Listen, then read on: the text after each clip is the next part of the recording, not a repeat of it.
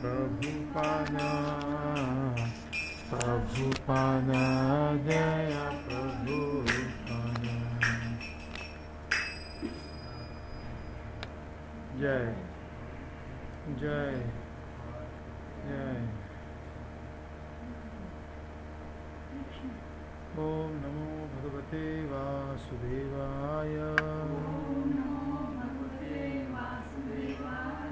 Om Namo Bhagavate Vasudevaya.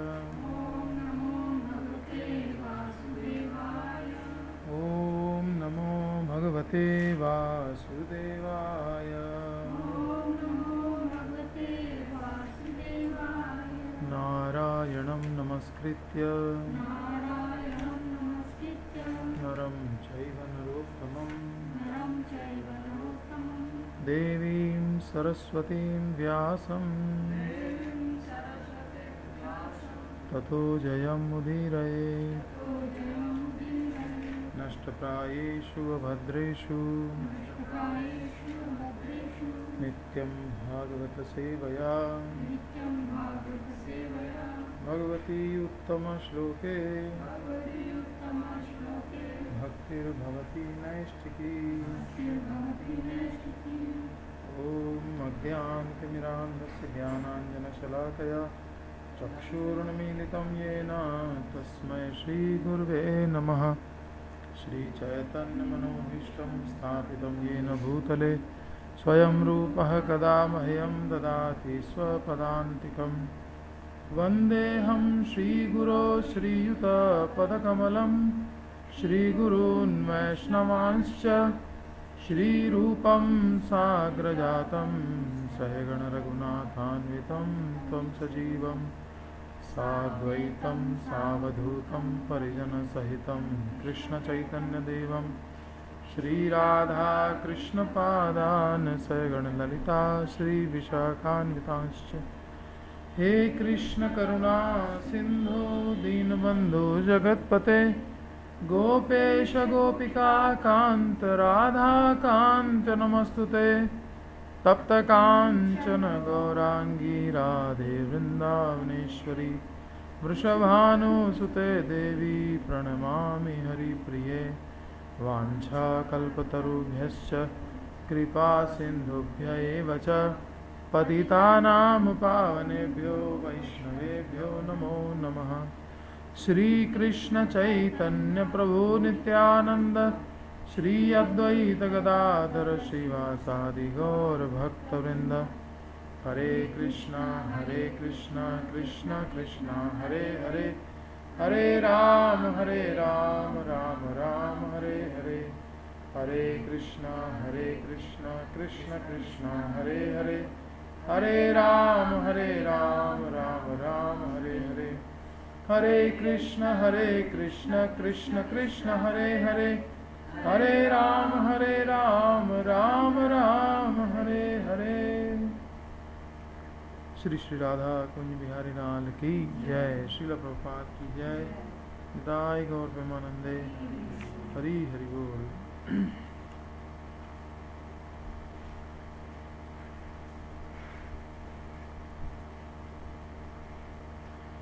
Shrimad Bhagavad Gita दूसरा अध्याय सांख्य योग श्लोक संख्या 44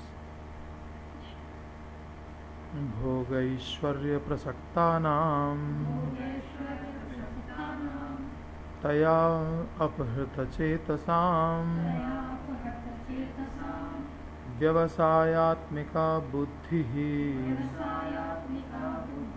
समाधौ न विधीयते भोग ऐश्वर्य प्रसक्तानां तया अपहृत चेतसां व्यवसायात्मिका बुद्धिः समाधौ न विधीयते भोगैश्वर्य प्रसक्तानां तया अपहृत चेतसां व्यवसायात्मिका बुद्धिः समाधौ न विधीयते।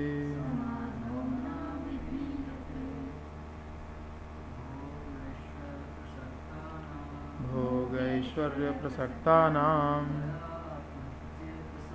तया अपहृतचेतसां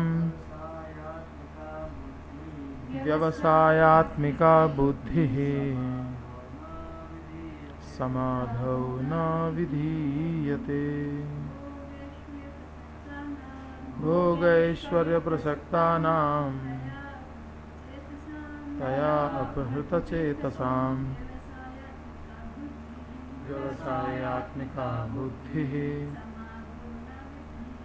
समाधौ न विधीयते। भोगैश्वर्यप्रसक्तानां तया अपहृतचेतसां व्यवसायात्मिका बुद्धिः समाधौ न विधीयते। भोग विषय भोग, ऐश्वर्य ऐश्वर्य में, प्रसक्तानाम जो आसक्त हैं, तया उनसे, अपहृत चेतसाम जिसका चित्त मोहित है, उनके व्यवसायात्मिका दृढ़ निश्चय युक्त बुद्धि भगवत भक्ति समाधौ मन की एकाग्रता में न नहीं विधीयते होती। जो मनुष्य विषय भोग और लौकिक ऐश्वर्य में प्रगाढ़ आसक्ति के कारण इस प्रकार सम्मोहित हो रहे हैं, उनके चित्त में भगवत भक्ति का दृढ़ निश्चय नहीं होता।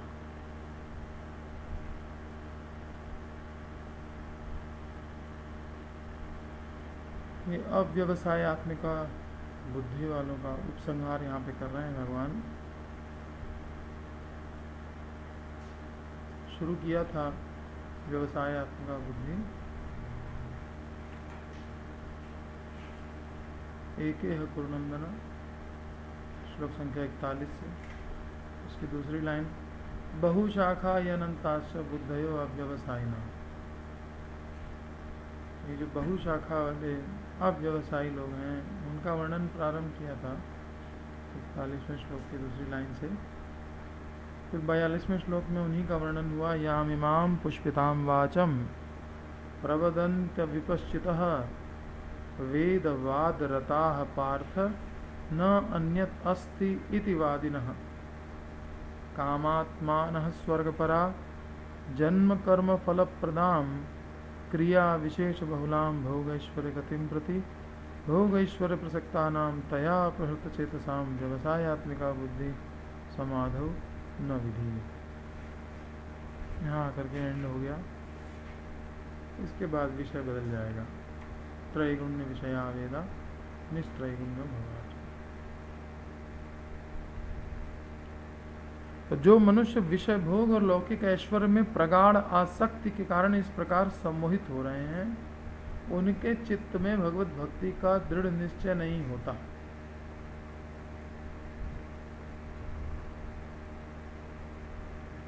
तात्पर्य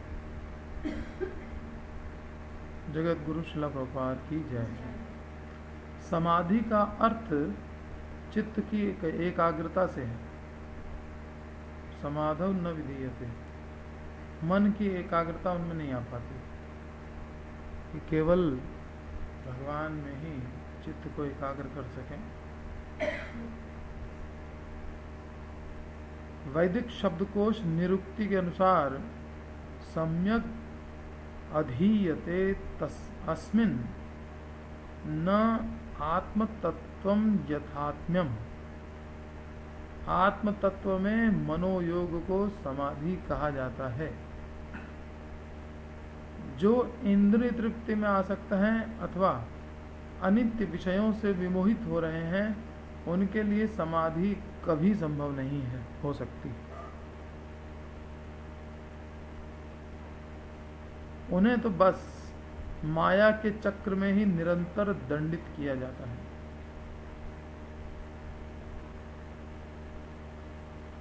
तो जब तक व्यवसायत्मिका बुद्धि नहीं होगी तब तक माया द्वारा दंड मिलेगा।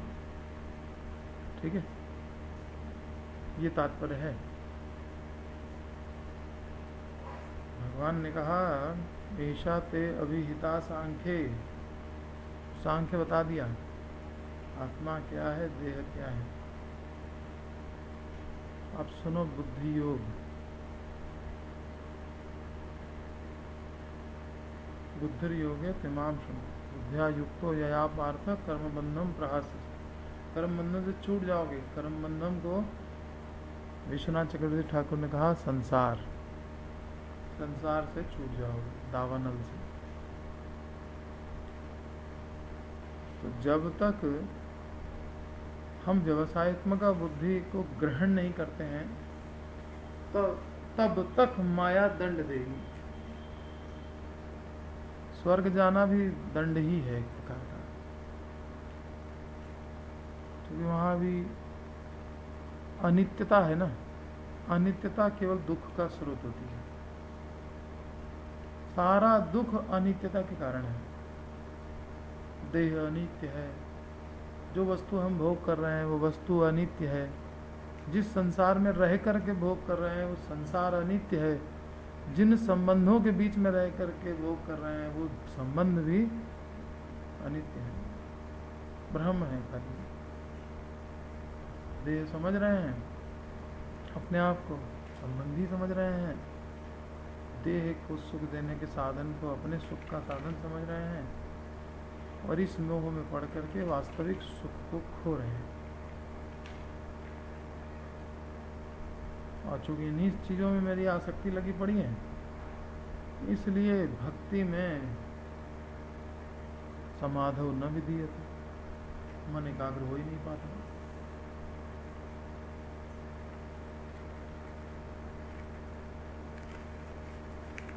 और लगातार माया चक्र में दंडित होना पड़ेगा। परिणाम ये है, इसका मतलब व्यवसायत्मिका बुद्धि पर तो आना ही होगा।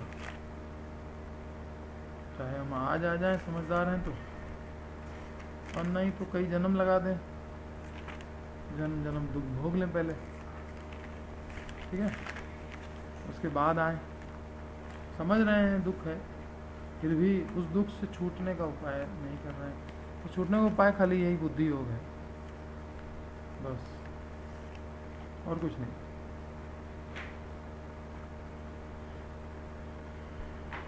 तया अपहृत चेतसाम,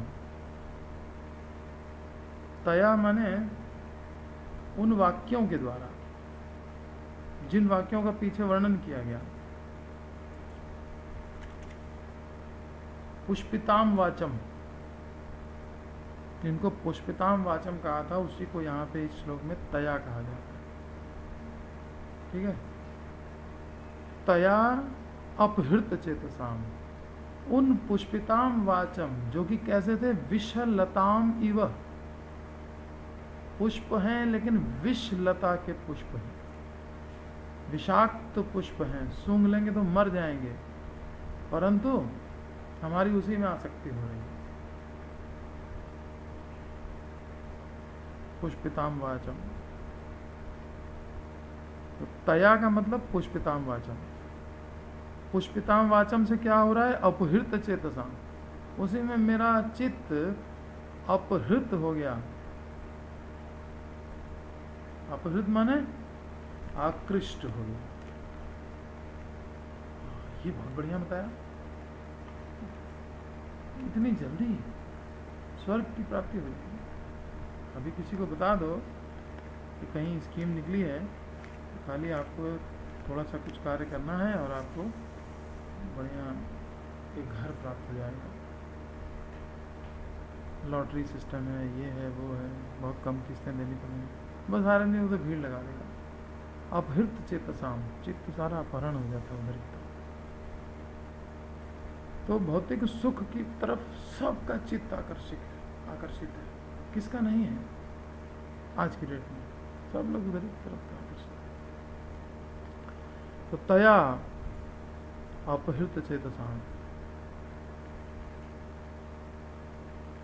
अभी ये मोदी को क्यों इतना ज़्यादा वो मिल गया वोट?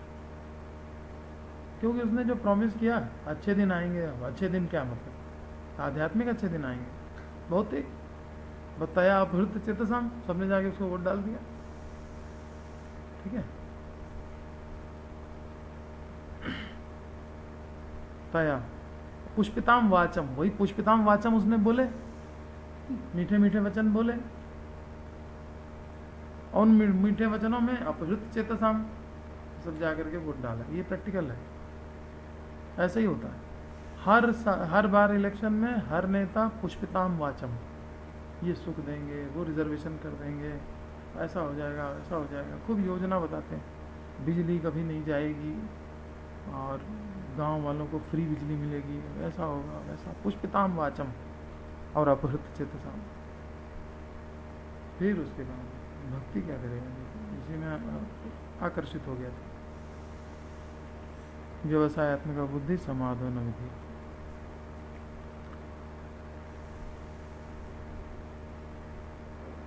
उन मधु पुष्पित वाक्यों के द्वारा जिनका चित्त हर लिया जाता है, भोग तथा ऐश्वर्य में आसक्त वैसे व्यक्तियों की समाधि अर्थात भगवान में, समाधि अर्थात विश्वनाथ चक्रवर्ती ठाकुर ने ट्रांसलेशन किया है, समाधि को भगवान कहा है। समाधि में बुद्धि नहीं होती, अर्थात भगवान में बुद्धि नहीं होती, क्योंकि भगवान के अलावा मन एकाग्र कहीं हो ही नहीं सकता, क्योंकि तो अनेक शाखाओं में होती है। अनंत बुद्धि अनेक शाखाओं में होती है, चाहे कर्म योग हो चाहे ज्ञान योग हो। तो फिर जो सकाम कर्म है उसमें क्या होगा? जब कर्म योग में बुद्धि अनेक शाखाओं में, जब ज्ञान योग में बुद्धि अनेक शाखाओं में, तो फिर सकाम कर्म में क्या होगा और भौतिक ज्ञान में क्या होगा? तो शाखाएं अनंत रहेंगी।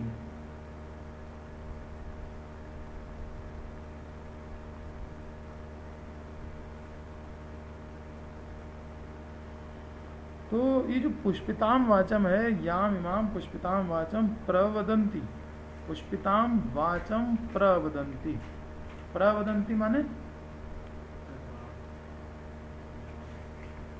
प्र माने सर्वोत्तम। हाँ, इसी वाचम को जो पुष्पिताम है, पुष्पिताम भी हमने बताया था, पुष्पिताम माने प्रथम दृष्टि में बहुत आकर्षक लग रहा है, पहली निगाह में जो आकर्षित करे उसको बोलते हैं पुष्पिताम। जैसे फूल होता है, पहली नजर में बड़ा अट्रैक्ट कर देता है, देखते ही आकर्षित हो जाता है व्यक्ति। लेकिन किसी भक्त के प्रति कोई देखते ही आकर्षित नहीं होता। जब भक्त का संग करता है, कई दिनों तक वाणी उसकी सुनता है, व्यवहार देखता है, तब जाकर के उसको आकर्षण उत्पन्न होता है। लेकिन ये जो पुष्पिताम वाचम है उसमें तो आदमी तुरंत ही अट्रैक्ट हो जाता है।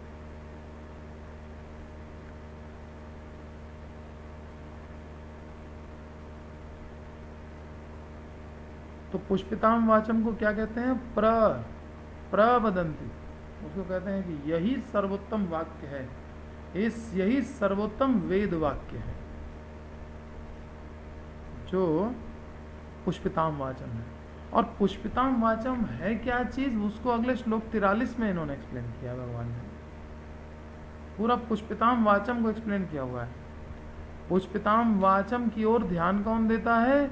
उसके दो विशेषण दिए, कामात्मान स्वर्गपराः। जो स्वर्ग की इच्छा रखते हैं वो लोग पुष्पिताम वाचम की ओर ध्यान देते हैं।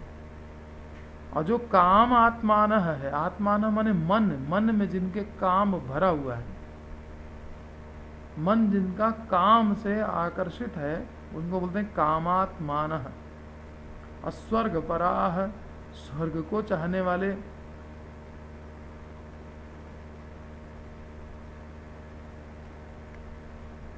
वो लोग जन्म कर्म फलप्रदाम वाचम ऐसे वाक्य सुनते हैं जो उच्च कुल में जन्म दे, ऐसे वेद वाक्यों को सुनते हैं जो उच्च कुल में जन्म देने वाले हों, क्योंकि वो देखते हैं कि उच्च कुल में जन्म वाले बड़े सुखी हैं, तो अगले जन्म में हमको भी उच्च कुल में जन्म मिल जाए।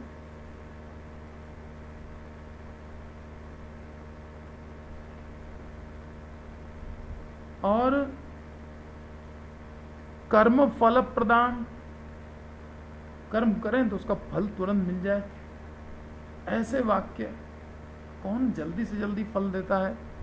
इसीलिए शिव जी दुर्गा जी के उपासक बढ़ गए, देवता लोग जल्दी फल देते हैं, भगवान तो देर लगा सकते हैं, भगवान सोच समझ के देते हैं। देवता लोग भक्त का भला भी नहीं सोचते हैं, जो मांग रहा है दे देते हैं उठा करके, उसके बाद चाहे उसकी हानि हो चाहे लाभ हो, उनसे मतलब नहीं है।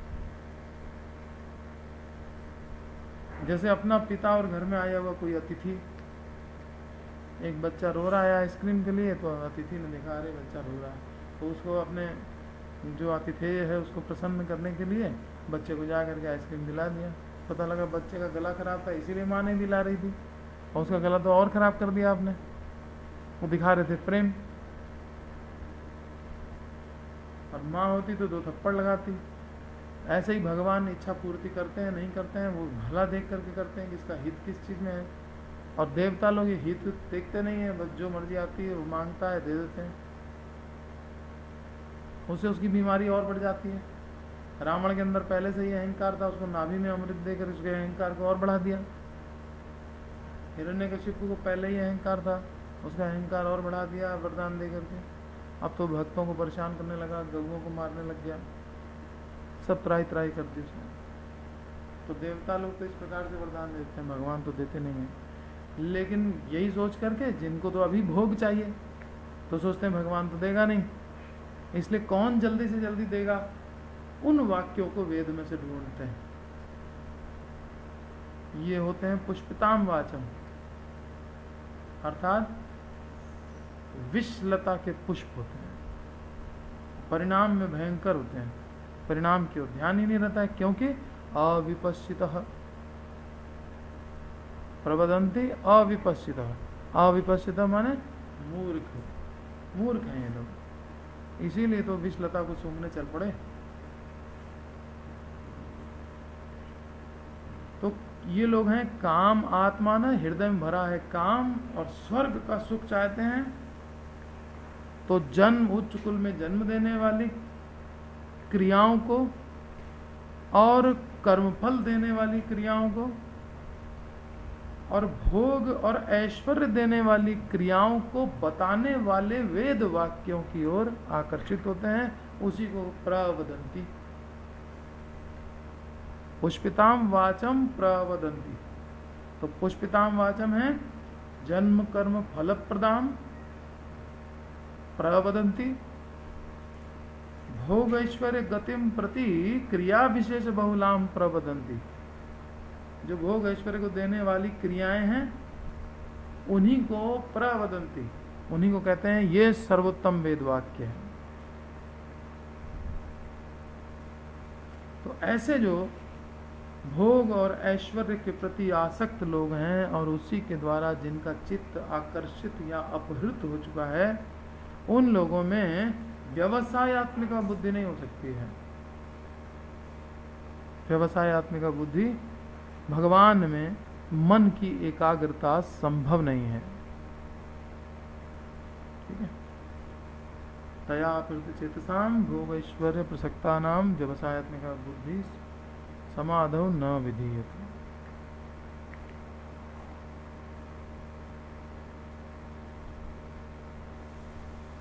क्या होती है व्यवसायत्मिका बुद्धि?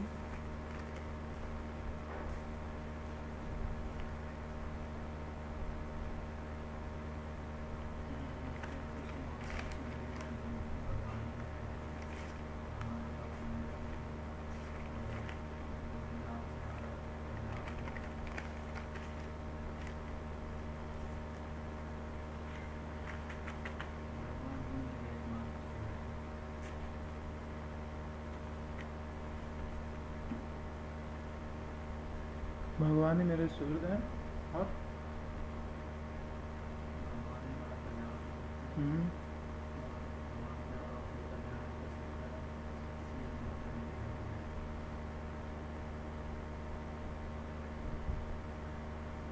कि नहीं? तुम बताओ, आगे आओ पहले। व्यवसाय आत्मिका बुद्धि क्या है? थोड़ा जोर से।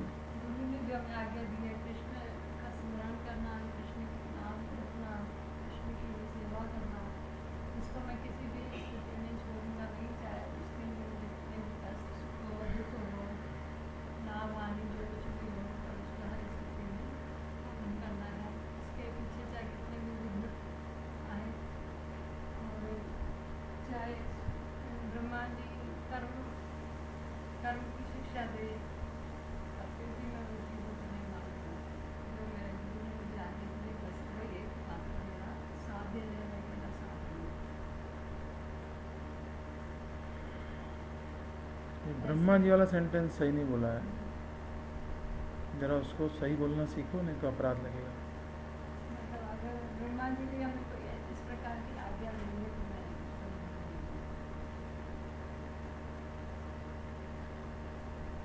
बोलो, ये ब्रह्मा जी वाला सेंटेंस करेक्ट करो।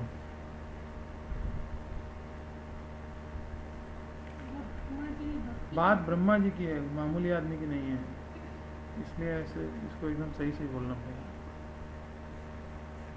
ब्रह्मा जी ने भक्ति के अतिरिक्त और कोई साधन बताया गुरु से जो मैच नहीं करता, तो उस चीज को भी मैं नहीं मानता।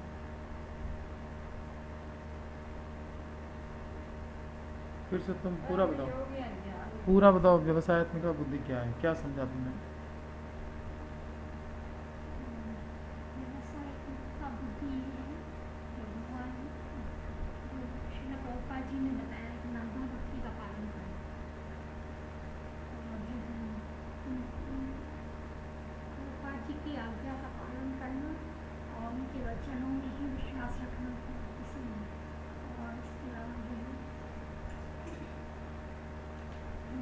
गुरु के वाक्य ही मेरे लिए साधन है, वही मेरे साध्य है, और वही मेरे जीवन है। इससे चाहे संसार जिए चाहे मरे, उससे कोई फर्क नहीं पड़ता है। और जो है गुरु की आज्ञा पालन करना ही मेरे जीवन का लक्ष्य है। अगर जैसे प्रभुपाद जी ने कहा, प्रभुपाद जी ने भक्ति 9 विधि साधन बताए हैं, इसके अलावा भी अगर ब्रह्मा जी कोई और साधन बताएंगे कि इस तरीके से भगवान को प्राप्त किया जा सकता है, मैं उसको नहीं मानती।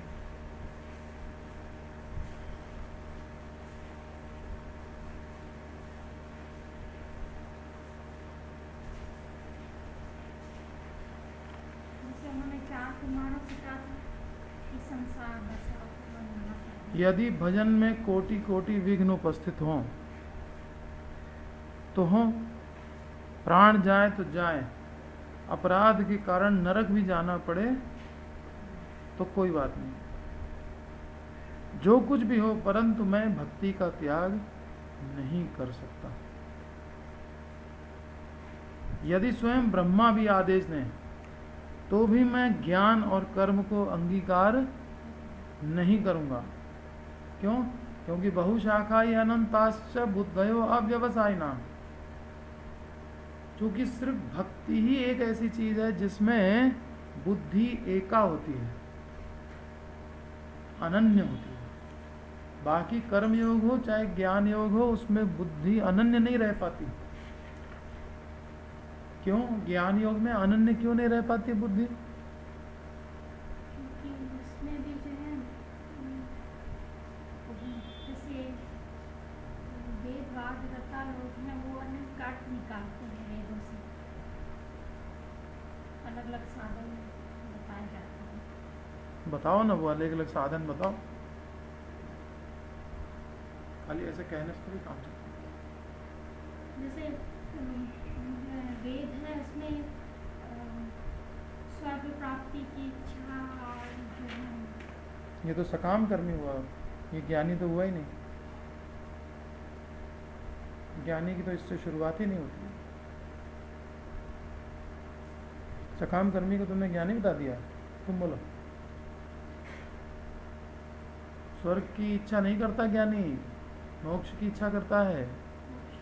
तो फिर ज्ञानी को तुमने स्वर्ग की इच्छा करने वाला बता दिया। तुम बोलो तुम्हारा चांस गया, गलत बोलती हो।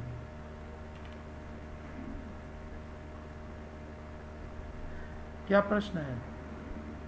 कि जो व्यवसाय ज्ञान योग में बुद्धि अनन्या क्यों नहीं होती?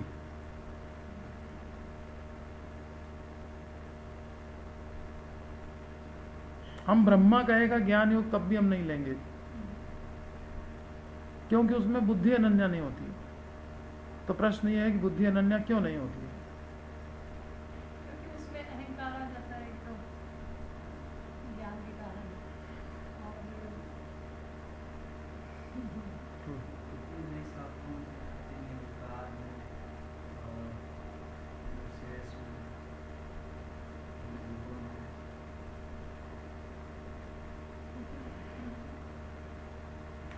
तुक्के मारना बंद करो।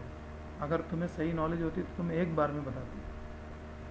अब वो नहीं है, वो नहीं है, वो नहीं है, तो अब तुम्हारा एक और तुक्का चलेगा।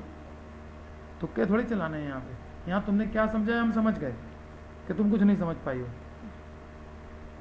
इसीलिए तो जवाब नहीं दिया।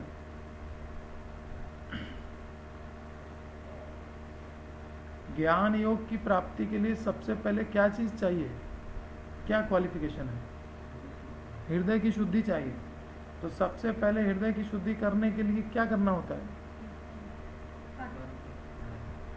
निष्काम भगवत अर्पित कर्म योग। पहले बुद्धि उसमें जाएगी, ठीक है।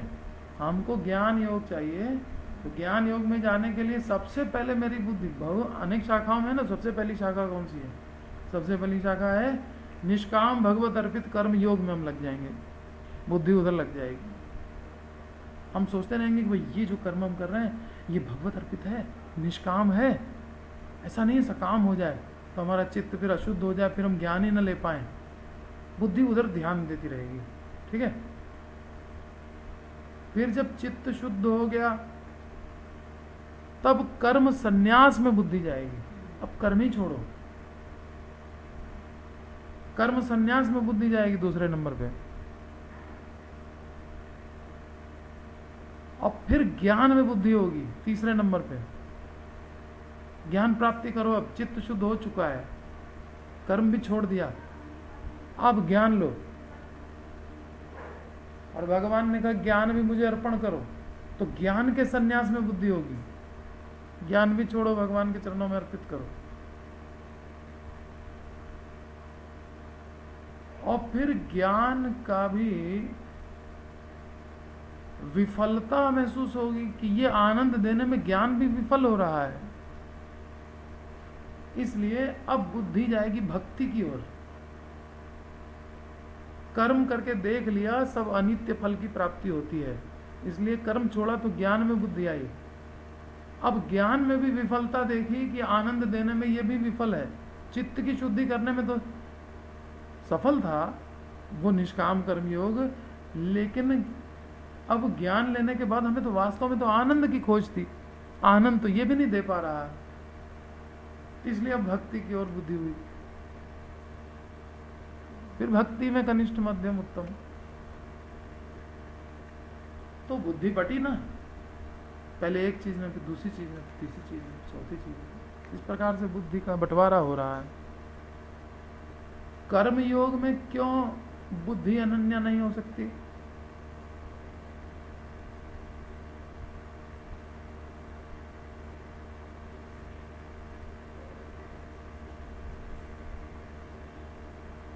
सब बताया गया है, व्यवसाय का बुद्धि में सब बताया गया था। बोलो,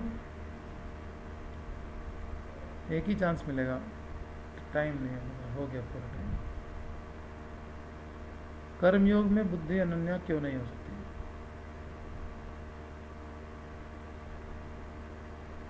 मालूम है तो बोलो, नहीं तो रहने दो। तुम बोलो, मेरा समय थोड़ी सोचना। पहले तो काम कर्म में बुद्धि जाएगी, उसके बाद जब चित्त की शुद्धि होगी तो चित्त की शुद्धि की बात तो ज्ञान में चला गया, तो एक ही बात तो तुम कह पाई खाली।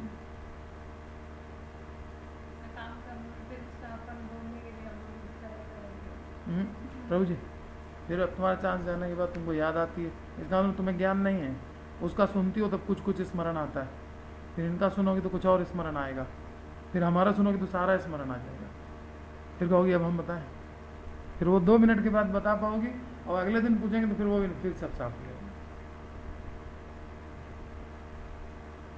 कर्मयोग में जीव की इच्छाएं अनेक हैं और उस फल को प्राप्ति के साधन अनेक हैं। अनंत साधन, अनंत इच्छाएं, इसलिए बुद्धि अनंत है और शाखाएं अनंत। तो कर्मयोग फेल हो गया, एका बुद्धि नहीं है, एका इह कुरुनंदन। व्यवसायत्मिका बुद्धि एका इह कुरुनंदन। इह का क्या मतलब? इस बुद्धि योग में एका बुद्धि एक होती है, अर्थात भक्ति योग में बुद्धि एक होती है। क्या एक होती है बुद्धि?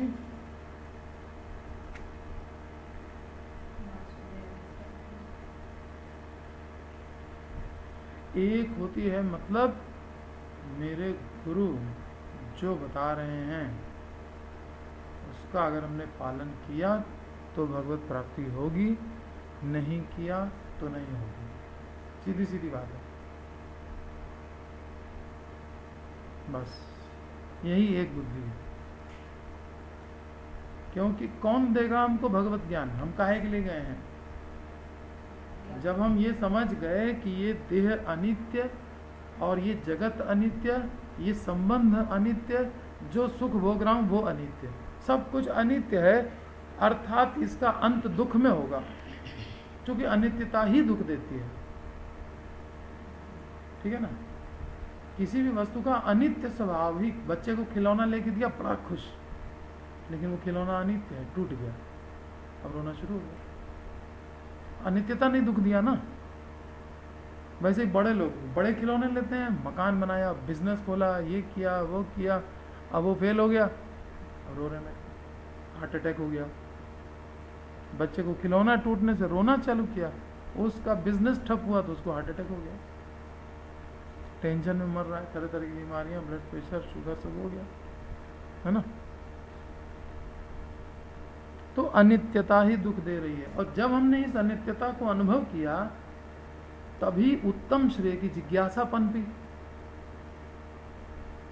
तस्मात् गुरुम प्रपद्येत जिज्ञासु श्रेय उत्तमम। गुरु के पास जाना ही उसको चाहिए जिसको उत्तम की जिज्ञासा हो। ये तम के अंतर्गत है, जो संसार है दुखमय, इसका अनुभव कर चुका हो और वो सत्य की खोज में हो, वही गुरु के पास जाए। नहीं तो गुरु के पास जाने का कोई मतलब ही नहीं है। और जो वास्तव में निष्कपट भक्त है, जिज्ञासु है, वास्तव में उसके अंदर जिज्ञासा है सत्य को पाने की, और वो तत्वदर्शी के पास गया है और विधि का पालन किया, उसने विनम्रता दिखाई है और सेवा की, गुरु की सेवा करके अहंकार नहीं किया कि मैंने इतनी सेवा की, विनम्रता पूर्वक सेवा की। सब सेवा करने के बाद भी उसने कभी नहीं कहा कि मैं सेवा कर रहा हूं। ऐसा विनम्र जो सेवक होता है, तो व्यासदेव ने जैसे सूत गोस्वामी को गले लगा दिया, कहा कि मुझे जो ज्ञान हो तुम्हें हो जाए। इस प्रकार से ज्ञान की प्राप्ति हो सकती है, इतने शॉर्टकट है। गुरु प्रसन्न तो भगवान प्रसन्न, जिससे प्रसादात भगवत प्रसाद हो, और भगवान हृदय के अंदर से पूरा ज्ञान दे देंगे, हो गया ज्ञान।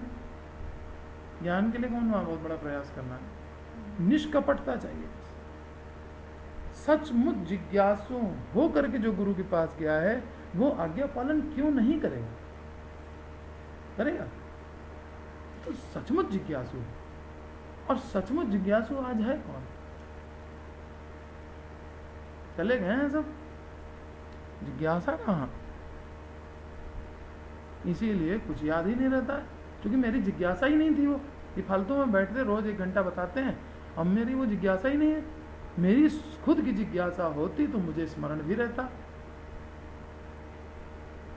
हमारा कोई प्रश्न होगा और कहीं से उत्तर प्राप्त हुआ तो हमें क्यों नहीं याद रहेगा? हम क्यों भूल जाएंगे? भूलेंगे नहीं, कभी नहीं भूलेंगे, क्योंकि वो मेरा प्रश्न था और यहाँ मेरी कोई जिज्ञासा ही नहीं है। ज़बरदस्ती ये बताया जा रहा है, क्लास का टाइम फिक्स है, उस टाइम पे क्लास होनी है, हो रही है, सुन रहे हैं बैठ करके। जिज्ञासा है इसलिए सुन रहे हैं, ऐसा नहीं। जिज्ञासा हो नहीं हो, सुन रहे हैं, इसलिए स्मरण नहीं होता। तो जब वास्तव में कोई जिज्ञासु होगा तब वो एकदम एक एक शब्द पे ध्यान देगा और फिर वो ये कहेगा, मम श्रीमद् गुरु उपदिष्टम भगवत कीर्तन स्मरण चरण परिचरणादिकम एतत् एव मम साधनम एतत् एव मम साध्यम एतत् एव मम जीवतु। साध्य साधन दोनों अवस्थाओं में मैं इसका त्याग नहीं कर सकता। एतत् एव मम काम्यम, मेरी एकमात्र इच्छा ही है ये कि जो गुरु ने बताया काम हो जाए बस। क्या काम बता दिया है? Chant, dance and take prasadam, go back to home, back to godhead. ज्यादा कुछ तो बताया नहीं प्रभुपाद ने। सबसे पहला काम बताया चांट, चांट चांट चांट। तो व्यक्ति बोलता है कांट कांट कांट, तो चैंटिंग करने के लिए बताया प्रभुपाद ने। और कैसे चैंटिंग करने के लिए बताया है? तृणाद भी सुनी चे न तरो भी सहिष्णुना अमानना मान देना कीर्तनीय सदा है, ऐसे बताया। ऐसे करो बस हो गया, तुम्हारा काम खत्म, जाओ यहाँ से, भीड़ कम करो यहाँ संसार की। ठीक है, तो अब हमारे अंदर ये होना चाहिए कि एतत् एव मम साधनम, मेरा साधन सिर्फ यही है, कीर्तनीय सदा हरि। और वो कैसे होगा? किसी का अपमान अगर मैंने कर दिया तो गुरु की अवज्ञा कर दी। ठीक है, अपने मान की इच्छा अगर रख ली तो गुरु की अवज्ञा हो गई, तो साधन कहाँ हुआ? हम जिज्ञासु थे, भगवत प्राप्ति चाहते थे, इसलिए गुरु के पास गए। गुरु ने कहा तृणादपि सुनीचे न तरुरपि सहिष्णुना मानिना मान देना कीर्तनीय सदा, इतना ही कहा, कर पाए?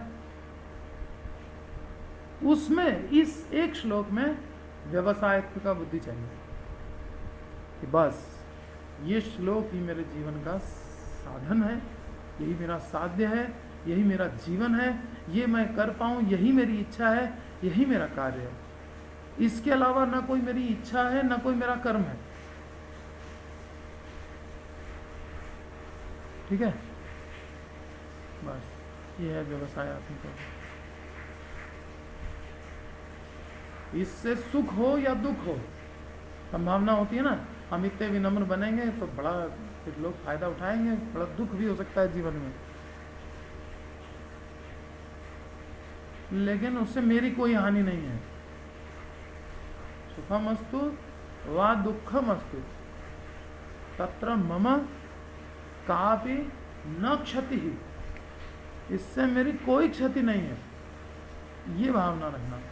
और ऐसा केवल एक निष्कपट भक्त के अंदर ही हो सकता है, जिसके अंदर कपट नहीं है, जो दिखावे के लिए भक्ति में नहीं आया है, जो सचमुच भक्ति करने के लिए आया है, जो सचमुच भगवत प्राप्ति चाहता है। क्यों नहीं मानेगा ये महाप्रभु की बात? क्यों नहीं मानेगा? और अगर मान लिया तो उसको भगवत प्राप्ति से रोक कौन सकता है? वो रोक सकता है? नहीं रोक सकता। हरे कृष्ण। तो ऐसी व्यवसायत्मिका बुद्धि, अगर हम देह को सुख देने वाले वाक्यों के प्रति आकर्षित होते हैं, जो हमारे कर्णों को बहुत प्रिय है, हमारी आंखों को बहुत प्रिय है, हमारी इंद्रियों को बहुत प्रिय वस्तुएं हैं, व्यक्ति हैं, उनकी ओर अगर हम अट्रैक्ट हो रहे हैं, तो हमारे अंदर इस एक श्लोक तृणादपि सुनिचेन तरुरपि सहिष्णुना मानिना मान देना कीर्तनीय सदा हरि, इस एक श्लोक के प्रति हमारी कभी भी व्यवसायत्मिका बुद्धि नहीं हो सकती। चैतन्य महाप्रभु आए, सबके गुरु, क्या करने के लिए आए? यहाँ पे भक्ति सिखाने के लिए आए। तो भक्ति उन्होंने कैसे सिखाई? अपने शिक्षाष्टक के माध्यम से भक्ति सिखाई, अपने आचरण से। उस शिक्षाष्टक में शुरू के 2 श्लोक तो क्या है, नाम की महिमा है। उसके बाद तीसरा और चौथा श्लोक जो है, तीसरा श्लोक ये करणीय है।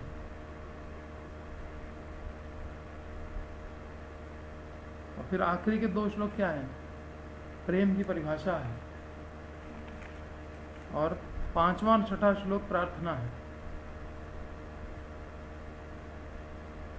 और चौथा श्लोक भी मन की भावना है, न धनम न जनम न सुंदरीम कविताम वा जगदीश काम है मम जन्मनि जन्मनीश्वरे भवतार भक्ति रहे। करणीय क्या है, तृणागति समुचय सर्वविशेषणा अमानिना मान देना कीर्तनीय सभा, ये करणीय तत्व है। तीसरा नंबर श्लोक करने लायक यही चीज़ है। बाकी कोई भावना है, कोई प्रार्थना है, कोई भगवान के नाम की महिमा है, और कोई प्रेम की परिभाषा है। ठीक है, तो करणीय है सिर्फ ये। और इसमें अगर हमने व्यवसाय अपने का बुद्धि को डेवलप कर लिया, इस बुद्धि को जो पूरा यहाँ पे विधिवत बताया है विश्वनाथ चक्रवर्ती ठाकुर ने, तो हमें भगवत प्राप्ति से इसी जन्म में कोई नहीं रोक पाएगा। हरे कृष्ण।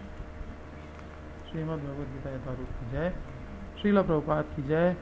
निताय गौर प्रेमानंदे। हरि हरि बोल।